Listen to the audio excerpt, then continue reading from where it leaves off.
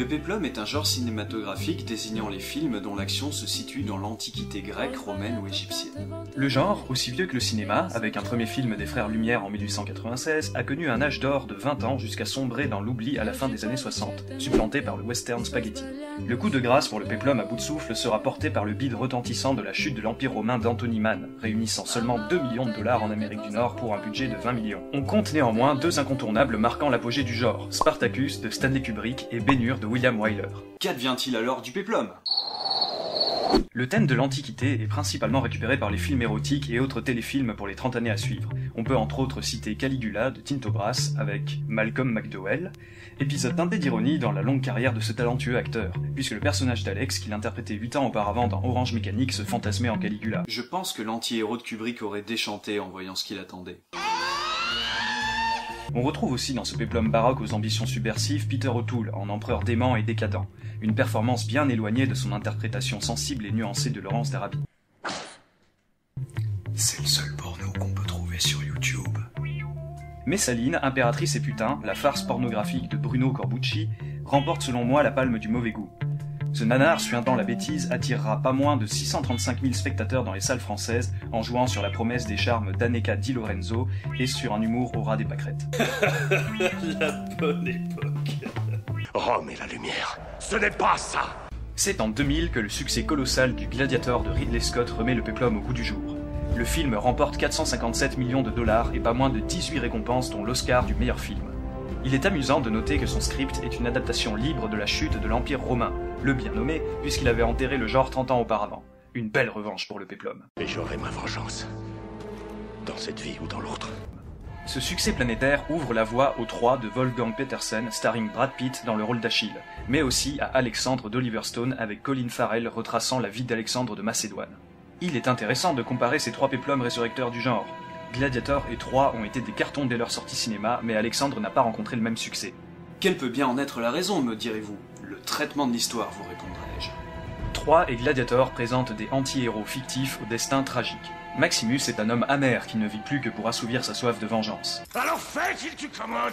D'ailleurs, les scènes où Maximus rêve de sa famille dans l'au-delà, qui servent de fil conducteur vers la rédemption du héros, n'ont été ajoutées au script que 2 semaines avant le début du tournage, le personnage de Maximus étant jugé trop noir.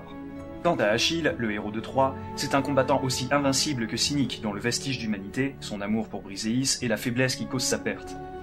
Les histoires de ces 2 héros sont racontées de manière linéaire, en respectant les étapes du parcours du héros ou monomythe. C'est le schéma narratif hollywoodien classique articulé par Joseph Campbell dans son livre Le héros aux 1001 visages, paru en 1949. Malgré leur mort tragique, Maximus et Achille trouvent la rédemption dans leur sacrifice, qui transmet la morale de l'histoire au spectateur.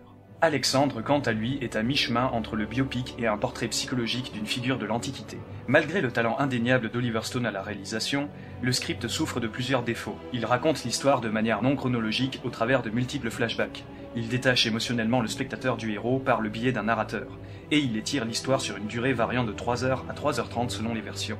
Ces partis pris passionnés et généreux, mais trop risqués, entraîneront l'échec commercial du film dans les salles obscures.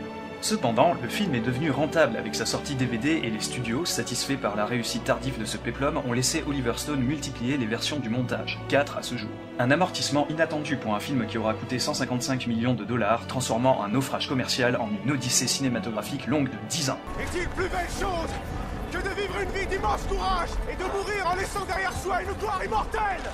En avant, Macédoniens! Pourquoi reculez-vous? Vous voulez donc vivre éternellement? Au nom de Zeus! Attaque! Gladiator a initié le renouveau du péplum en mettant en scène une compilation d'épisodes et de personnages marquants de l'Antiquité, pour dresser un portrait sombre, violent et spectaculaire de cette époque. Certains critiques ont même parlé de Gladiator Effect, suite au regain d'intérêt pour l'Antiquité aux États-Unis qui s'est traduit par l'explosion des ventes des mémoires de Marc Aurèle et de la biographie de Cicéron après la sortie du film. Une curiosité du public que la télévision va s'empresser de satisfaire avec la série Rome, coproduite par HBO et la BBC, qui relate les dernières heures de la République romaine et sa transformation en empire. Les 2 saisons, cumulant un coût de 225 millions de dollars, en font la série la plus chère jamais produite, ce qui précipitera sa fin. Rome devait initialement s'étirer sur 5 saisons, mais son coût démesuré poussa la production à condenser l'intrigue des saisons 3 à 5 dans les derniers épisodes de la saison 2. Rome reste néanmoins un chef-d'œuvre inégalé.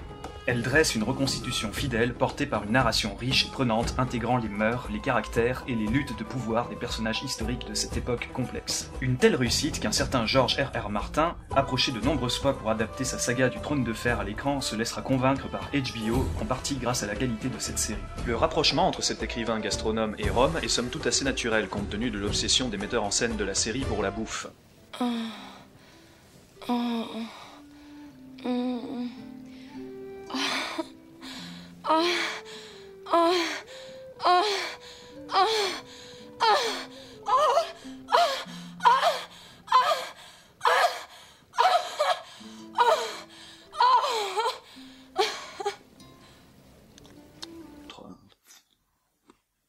En parlant de régime alimentaire, on constate que l'évolution musculaire des personnages principaux de Péplum prend un tournant avec l'arrivée de 300 de Zack Snyder. Adaptation du roman graphique de Frank Miller, cette interprétation très libre de la bataille des Thermopyles fait la part belle à la testostérone et à la camaraderie virile.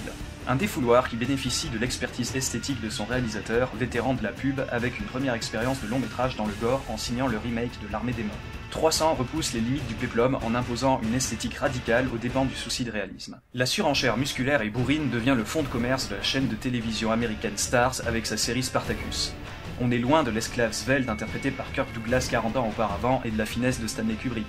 Mais la série ne démérite pas en proposant un spectacle décomplexé avec de nombreux moments de bravoure, tantôt drôles, sanglants ou érotiques dans la lignée de son modèle cinématographique 300.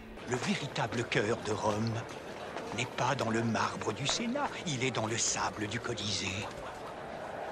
Le physique des acteurs principaux devient tellement crucial que Brad Pitt s'est fait doubler dans 3 pour les plans filmant ses cuisses et ses mollets, jugés trop frêles par le réalisateur malgré un entraînement intense de 6 mois. Garde-toi de celui que tu insultes, vieux roi. Mais la nouvelle vague de péplum arriverait-elle à saturation? Sans créer de surprise majeure, de nombreux films se sont contentés de réutiliser les ingrédients de leurs prédécesseurs récents. De manière aseptisée et chiante, comme dans L'Aigle de la 9e Légion de Kevin MacDonald, où le héros, interprété par Channing Tatum, emprunte le caractère taciturne de Maximus dans Gladiator, sans égaler le charisme de Russell Crowe. L'histoire du film débute seulement au bout de 40 minutes, après un prologue caractérisant péniblement le héros et sa quête au gré de scènes plus soucieuses d'exactitude historique que d'enjeux dramatiques. Un équilibre difficile à trouver dans les fictions historiques pour raconter une histoire prenante tout en préservant la vraisemblance. D'autres péplums tombent dans le grotesque tant le désir de faire plaisir aux spectateurs est poussé à l'extrême comme dans Hercule de Brett Ratner avec Dwayne Johnson alias The Rock dans le rôle principal.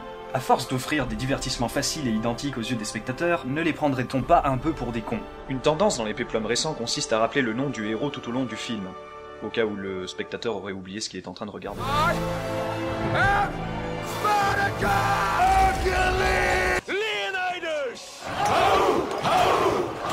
En 2014, le péplum prend un tournant plus religieux avec le Noé de Darren Aronofsky et Exodus de Ridley Scott, tous deux retraçant de grands épisodes bibliques. Un élan appuyé par 2 mini-séries bibliques sorties sur les chaînes américaines. The Bible sur History Channel et AD sur NBC. A noter que le genre péplum aux États-Unis s'appelle Swords and Sandals, glaive et sandales, et que le pays de l'oncle Sam se montre particulièrement friand d'un de ces sous-genres qui a traumatisé des générations d'enfants inscrits chez les bonnes sœurs. L'American Christian Movie, narrant traditionnellement la vie de Jésus. Hey, Scotty. Jesus, man.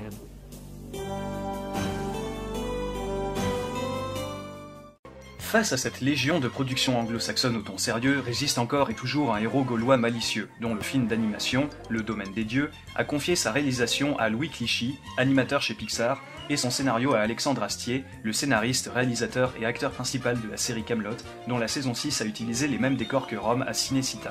Le film, sorti en salle le 26 novembre 2014, redorera, on l'espère, le blason de la franchise, terni précédemment par 2 adaptations cinématographiques insipides malgré leurs budgets colossaux à l'échelle du cinéma français.